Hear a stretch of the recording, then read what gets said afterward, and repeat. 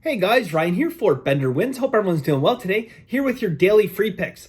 All right guys, happy Monday to everyone. Today's video, as always, brought to you by betopenly.com, the world's first peer-to-peer sports betting site. If you guys had not checked them out yet, definitely need to check them out, guys. They're the best value in sports betting. Stop paying the bookies huge commissions, guys. We bet peer-to-peer. We save 1% commission only if you win the bet. So if you lose, you pay no juice. All right, guys, yesterday, we took a split in our Houston game. We had half units. So Houston did manage to get it done. However, so we had them first 5 innings. So they got it done first 5 innings. They lost the full game. So we were good going first 5 innings there. So happy we did. However, we took them over 2.5 runs in the first 5 innings as well, which they did not do. So we got a split there. We're going to push on our Pittsburgh-St. Louis game.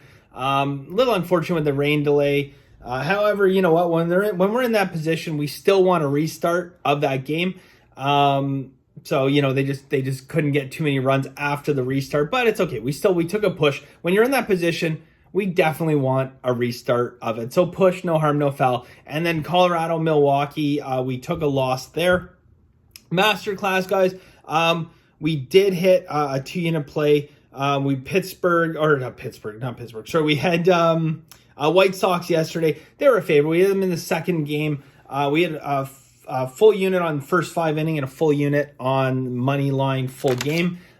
Did manage to get that done. Yesterday, WNBA, guys, not great. We went 0-2 in WNBA. One of them wasn't a real killer. A foul with 0 seconds left on the clock. And so hit both free throws, cost us the game.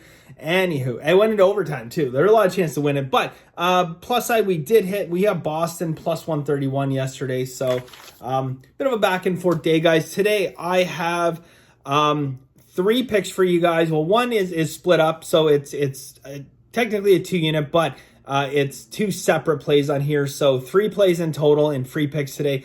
Masterclass, I have 7 additional plays.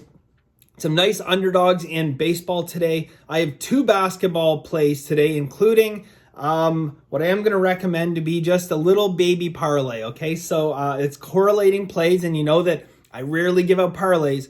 And I'm not giving out a parlay as an official pick. I'm giving out 2 picks, but I am giving the green light on this one in basketball to go ahead and, put a little sprinkle of parlay on there. Because if you have to bet parlays, guys, bet them correlating, okay? You guys, if you've been with the channel for a long time, okay, you've seen me now coming up on a couple years. We've been doing this.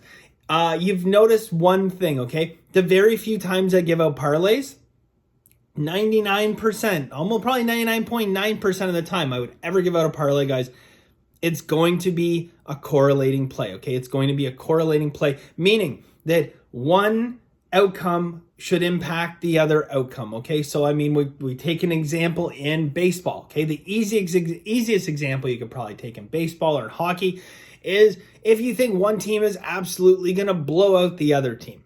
Well, there you go. There's a good opportunity for a parlay about correlating results. Okay, if you think that one team is gonna possibly put up 8 or 9 runs on their own in a game, I mean, you're a good capper if you can figure that out. But that might be a good correlating play to take that and the over, right? If you think that a team's going to get it done, but their pitching's going to lock the other team down, it could be a good correlating play. But again, keep in mind when you're betting straight bets, you have a 4.5% house edge.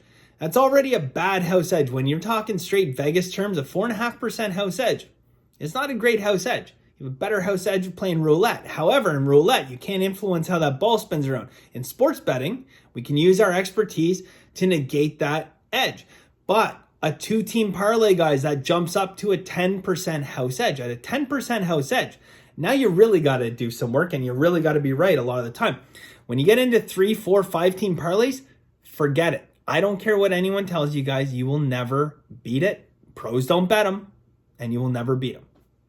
Okay? So, that's my spiel on parlays, but we do have just a little baby parlay in Masterclass, and I have a hockey play. So, we're pretty spread out over the sporting world today.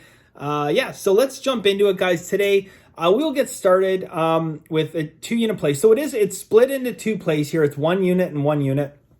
The first one, guys, is we're going to go with Pittsburgh and Colorado over 11.5 plus 100. So we're getting even money there. There's 5 steam and reverse line moves on the over. There is 1 on the under. Look, Freeland, guys, has been very hittable this season, particularly at home. And what I can attribute that is, guys, is he's been better on the road, okay? He has definitely been better on the road. But his numbers suggest that, he struggles, obviously, at home. But why? Why does he struggle at home? Doesn't get ball movement, okay? He does not get ball movement, guys. And again, we've talked about this in the past at Colorado. So many people talk about Colorado, thin air, the ball travels far, yada, yada, yada. We all know that, okay? We know the ball can travel up to 15% further in Colorado, right? So a 300-foot flyout in another field is a 345-foot home run in Colorado. But the other big major factor that people don't take into account is the fact that ball movement, guys, is greatly reduced because the lines on the ball, they're grabbed by air, and that friction helps with ball movement. And certain pitchers can still find ways to get ball movement in Colorado.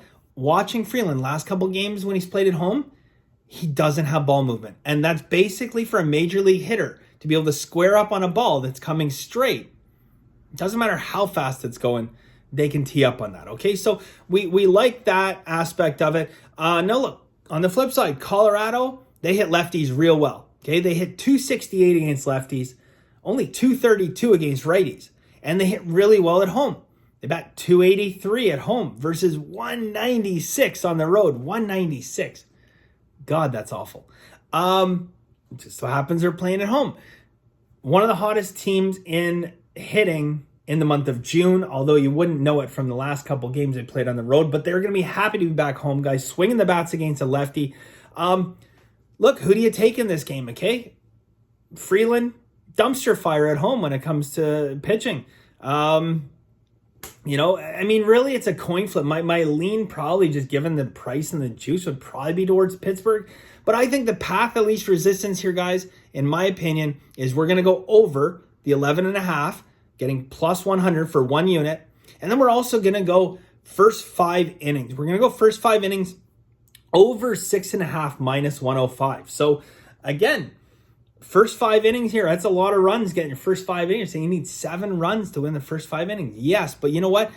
Let's take advantage as well, because again, we can get into a situation here later on in the game where you get some semi-decent bullpen guys come in, pitch a few scoreless innings, and so what we're going to do is we're going to diversify a little bit here, guys.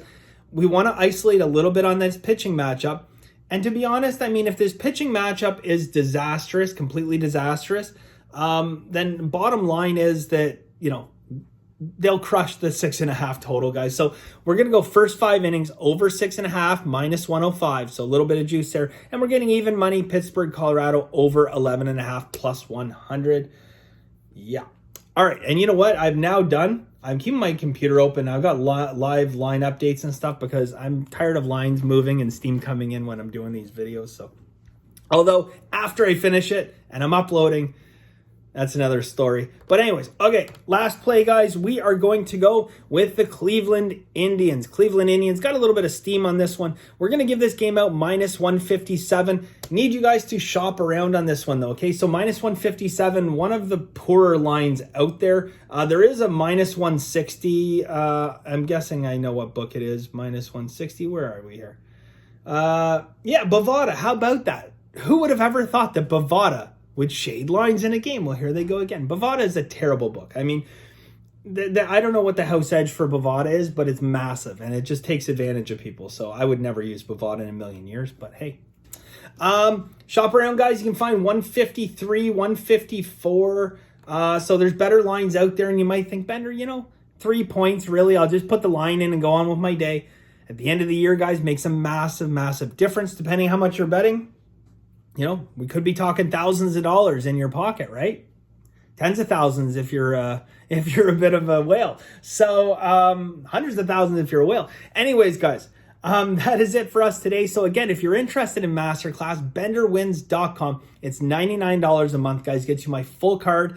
So again, we got some nice dogs in baseball today. 2 NBA basketball plays, including a little sprinkle of parlay and a hockey play.